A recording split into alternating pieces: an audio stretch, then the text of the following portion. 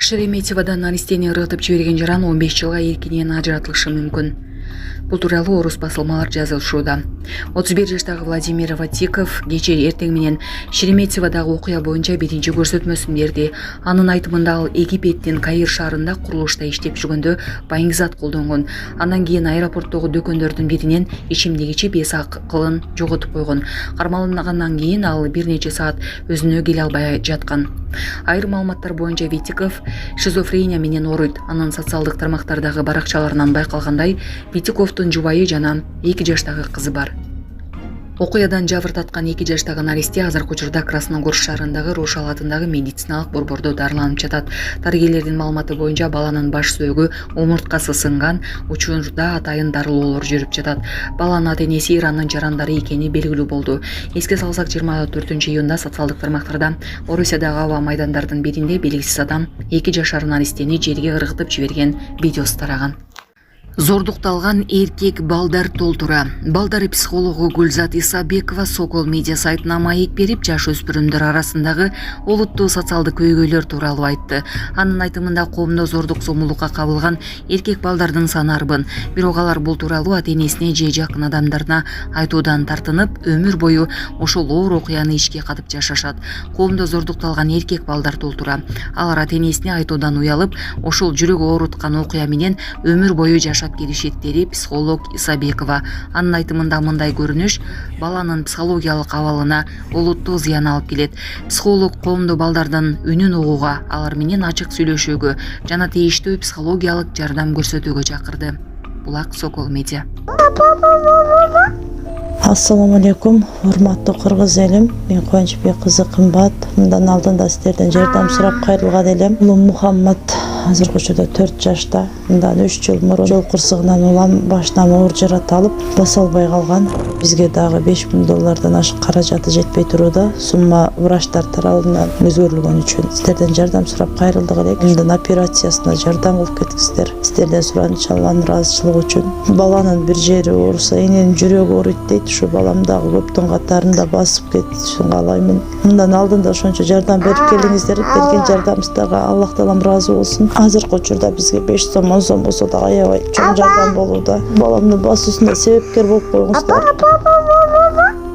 Жардамга колун сунам деген мусулман бир туугандар. Реквизит номерлер Эмбанк Кымбат К деп чыгат. 3197 аягы. Ошол эле номерде деньги бар, баланс кылып салам дегендерге. Россия өлкөсүнөн котором дегендерге Сбербанк бар. Самаган деп чыгат. 0600. Өзүмдүн энем азыркы учурда Россия өлкөсүндө мигрант болуп иштеп жүрүүдө. Жардамыңыздардан Аллах таала ыраазы болсун. Буга чейинки жардамдарыңызды дагы алып жатабыз.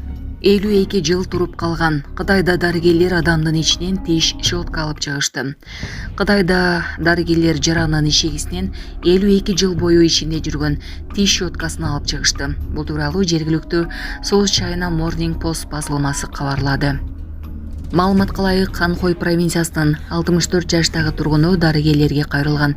Текшерүүдөн кийин дарыгерлер анын ичегисинде тыгылып калган тиш щеткасын табышкан. Ян бул тиш щеткасын 12 жашында жутуп алганы белгилүү болгон. Ошол кезде ал ата-энесине айткандан коркуп эч кимге билдирген эмес. Бир нече жылдар бою бул щетка ага эч кандай ыңгайсыздык жараткан эмес. Бирок акыркы учурда гана көйгөй жарала баштаган.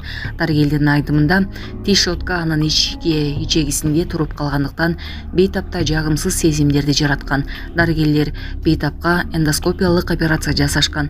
Тиш щетка ийгиликтүү алынган. Анын узундугу 17 сантиметр болгон. Басылманын маалыматына ылайык, дарыгерлер бул щетканы оорукана тарыхында бейтаптын ишинен алынган эң узун буюм катары баалашкан. Италияда дүйнөдөгү эң ички автоунаа жасалды. Бул тууралуу чет элдик басылмалар жазышууда. Маалым болгондой, унаа Fiat Panda үлгүсүнүн негизинде жасалган. Бул унаа жөн гана концепт эмес, толук иштеген прототип. Ал бензин менен иштейт, болгону бир фарасы, бир отургучу бар, керектүү бөлүктөрү минималдуу, терезелери жабылбайт, анткени колдорду коюуга орун жок. Эгер айдоочу толук болсо, салонго батпайт, анткени унаанын туурасы болгону 80 сантиметрди деп айтылат маалыматта. Бул өзгөчө унаанын видеолору социалдык тармактарда тез эле тараган. Видеодон эң ички унаа Италия көчөлөрүндө эркин жүргөнүн, тургундардын ар кандай реакцияларын көрүүгө болот. Кыргызстанда уят сайттарга кирүүгө тыюу салынат. Бүгүн 25-июнда Жогорку Кеңеш Кыргызстанда интернет мейкиндигинде порнографиялык мүнөздөгү элементтерди камтыган сайттарга кирүүгө тыюу салуу боюнча мыйзам долбоорун 2 жана 3 окууда кабыл алды. Мыйзам долбооруна ылайык порнографиялык мүнөздөгү элементтерди камтыган контентти Кыргыз Республикасынын интернет мейкиндигинде жайылтууга жол берилбейт.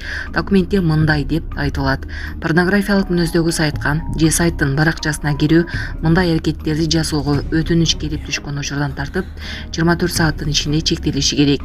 Сайттын же баракчанын ээси ыйгарым укуктуу мамлекеттик орган тарабынан тиешелүү суроо талап берилген учурдан тартып 24 сааттын ичинде мындай мазмунду алып салууга милдеттүү. Контентти өчүрүүдөн баш тарткан же убакыт бузулган учурда сайттын иши 2 айга чейин токтотулушу мүмкүн. Ээси веб-сайттын же веб-сайттын баракчасынын ишин убактылуу токтотуу мезгилинде интернетте жаңы веб-сайтты же веб-сайт баракчасын түзүүгө укугу жок. Булак Биякежи. Жакынкы 1 саат ичинде кечинде Бишкек менен Чүйдө күн күркүрөп, катуу шамал болот. Булак Серепкежи. Эркек киши кызды бетке чапкан видео тарады. Эркек кыздын бетине катуу урган тиешелүү видео Кактус медиа редакциясына жөнөтүлгөн. Видеодо белгисиз эркек кызды кыйкырып, колун кармап, анын алдында басышын талап кылып жатканын көрүүгө болот. Бирок баш тарткандан кийин ал ага бетке катуу сокку урат.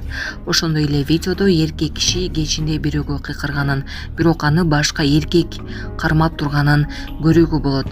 Айрым маалыматтарга караганда, эркек киши күндүз бетке урган кыздын дарегине коркутуп келген.